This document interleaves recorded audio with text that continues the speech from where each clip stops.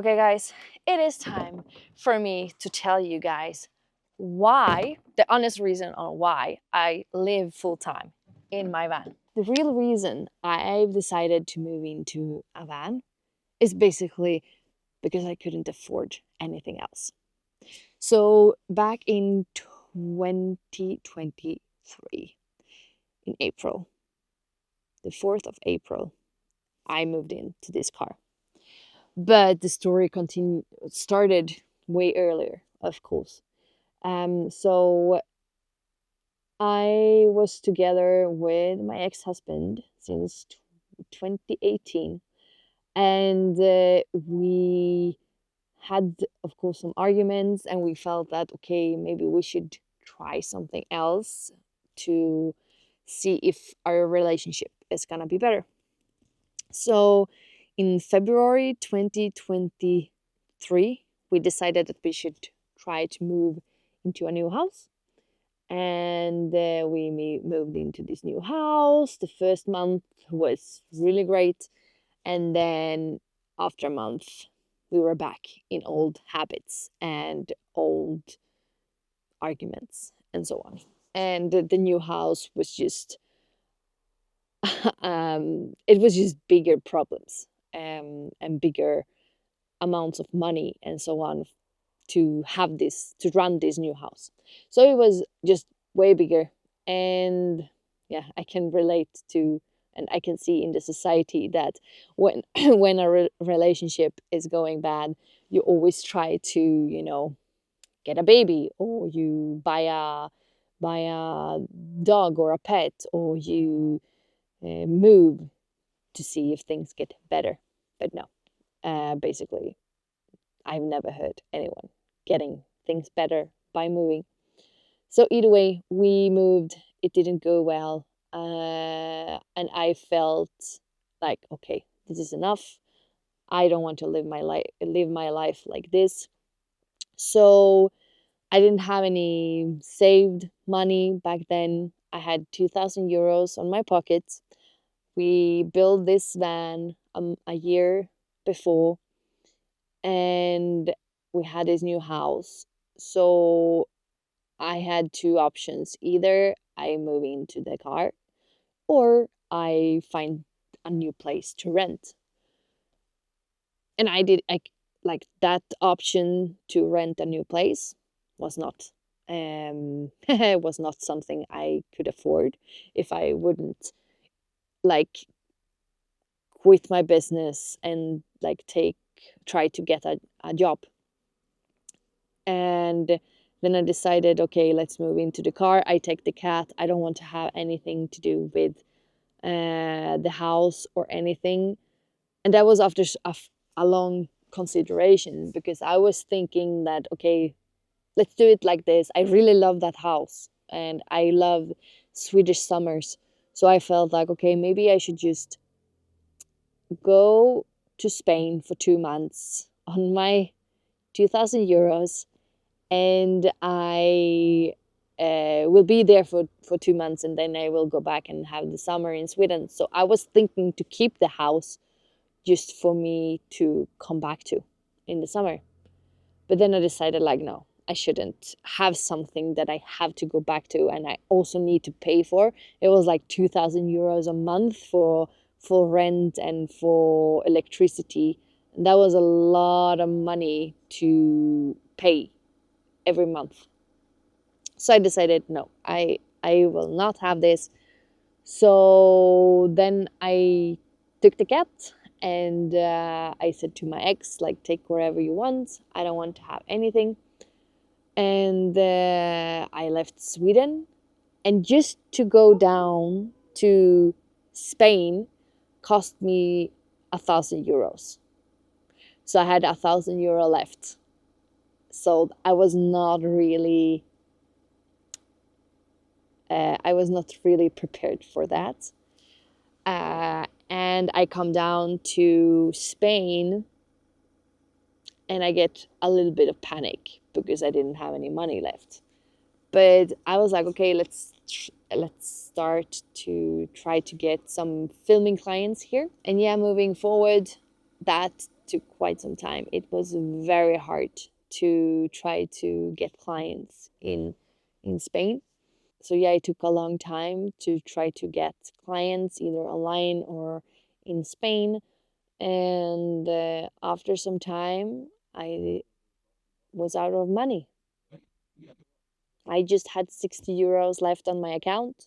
I did not had any savings, or I didn't have anything to like relax on. That was hard, really, really hard. And I was just trying to find clients and didn't really succeed. And then at one point, I couldn't refill the gas. I had 60 euros on my account. I had like my computer, like everything on the same week. My computer didn't want to start, and I left it to an Apple store, and I got a quote for 1,000 euros to fix the computer because like the motherboard had burned up. That was on a Wednesday, and on the Saturday just before, yeah, so on the Saturday I dropped my camera on the floor or on the ground, so the whole LCD screen cracked, so I couldn't use my camera. And then on Wednesday, I draw or the computer didn't want to start, and then on top of that, someone hit my car that week. It was not a big deal. It was just that it was a thing that someone crashed into my car that day or that week. And then I had 60 euros on my account. And I remembering putting up on Instagram, like everything just crashed for me. And I just cried on Instagram. And I was like, I really don't know what I should do. I feel such a loser. Such a loser. I just got back my computer diagnostic, and it's like buying a fucking new computer. This is a fucking nightmare week. I feel so incredibly worthless. Honestly, I don't know what to do. I can't pay it. I can't pay a new computer. I can't go from this city. I can't do anything. I just feel so stuck. So stuck.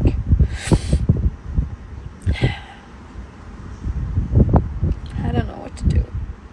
I'm broke. I can't even feed my cat. I am stuck somewhere. I don't know anyone here. And I just cried and cried. So that was my breakdown. I'm so happy and grateful for so many people that reached out then, that supported me and like, hey girl, I really want to support you. I can't support you financially much, but I really want to send you a few bucks. So there were it was a few people that really reached out and like, I want to send you some money, and I'm forever grateful for every single person who helped me at that moment. I also got a contact from Sweden that reached out and like, hey, I saw your video and I really want to buy you a new computer. And I was like, what? What? So this guy, he bought me a new computer. Didn't want to have anything. Um, yeah, he didn't want to have anything for it or anything. He's like, I really just want to help you from my heart. So that was amazing. And I'm so incredibly grateful for that, because without that, I don't know what I would have done. Like, maybe I should have joined, like, the roundabout girls. I don't know. Um, because that could have been very, very easy. Just, okay, let's be in the corner somewhere and just sell my body. Because I didn't know what to do. Because I tried to get clients, but I couldn't work with my physical, equipment, they were broken and everything. So it was really struggling. I couldn't feed my cat, I couldn't feed myself, I couldn't feed the car, and so on. uh but yeah, so I got some support, and that was a really big thing that helped me a lot. And after that, I was just parked in one spot for maybe 3 months in Marbella, in Costa del Sol. So I mean, I didn't have money to go anywhere, and that is, the thing with van life is that if you don't have money, and that was the thing I was thinking, like, what's the worst case scenario here? Well, it's that I will just be parked on one spot and I can't move. And that was what was happening. So I was parked for, yeah, 3 months in one spot. I didn't move. I couldn't go anywhere because I couldn't refill the gas in my car. I couldn't travel around. So I was just keeping myself floating and trying to get some clients, trying to get some money basically. And yeah, I've gone through some really hard times without money, and I know how it is to not be able to pay for yourself and provide for yourself. But that was a really really good lesson because I had been fed the lie that I couldn't take care of myself. I couldn't do things on my own. So I've heard for such a long time that, oh, you can't do it on your own. You need to have someone there. So just proving to myself that I could do it and that I figured things out was really, really helpful for me. Fast forward, I'm still struggling financially, I would say, especially with the down in the economy. I have really felt it. I haven't had any clients in a long, long time, and yeah, I'm trying not to move too much, and I just do the basic stuff and trying to find clients on the road and doing those kind of things. So for me, this is the cheapest way for me to live. I'm so grateful though that I have a car that that is not breaking down. Like, thank you, Theo. I love you so much, because that saves me so much. But yeah, I do not have a lot of money. I don't have now anything saved. I got some clients after that that I could live on for some time, but I mean, and I could have that saved money. But now my funds are pretty out, and I'm still like trying to figure out my next moves and so on. But this is the only thing that I actually can afford, and just the thought of me renting something and having that up on my neck would like kill me to know that I have to have a certain amount of money just to pay for me to exist. That's kind of hard. I would much rather be parked like this and just trying to survive out in the wild and have my freedom. And yeah, that comes with a cost. Um, I had a lot of fears going into this, but yeah, the worst thing that can happen is that I will eat the grass and I can't refill the gas in my car and I won't be able to pay, you know, um, cat food. Then I can go to the shelters and ask them maybe.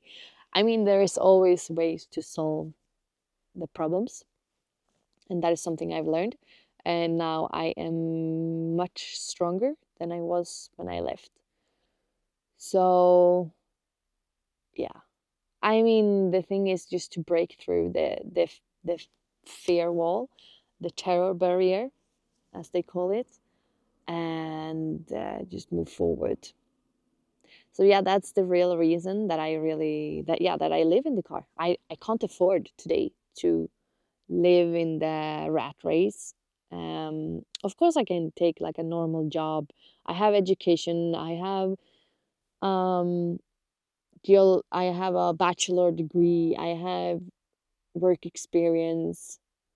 Um, but just the thought of doing a 9 to 5 again, because I know how much I hated it and how bad mentally I was and in my soul, I don't think it's worth it. For sure, it's not nice to be stressful about the money, but I mean, I can't live any cheaper like this. It's really cheap for me. So until the car breaks, and then I will figure it out then.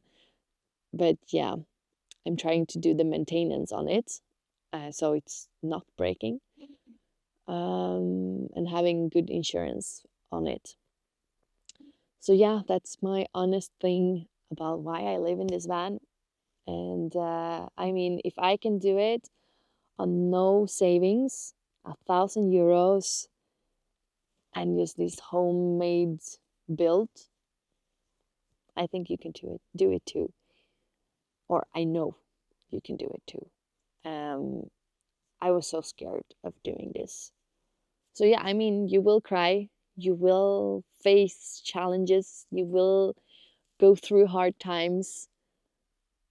But something I learned is also that it's so much beautiful people out there that wants to help and can see you and wants you to succeed. I have a big hope, and I know that there is so much love out in this world, and I've really seen that uh, living this way. Now I'm on the other side, still struggling financially, and now I've opened up on YouTube membership site if people want to support my job, and that's the step I have been like advised to take. Like do some special content for people that wants to support your journey. And so yeah, I started the membership site. So every single support, of course, means a lot to me. So what about you? Would you have been that crazy and just moved into the car? Or how would you have solved that situation?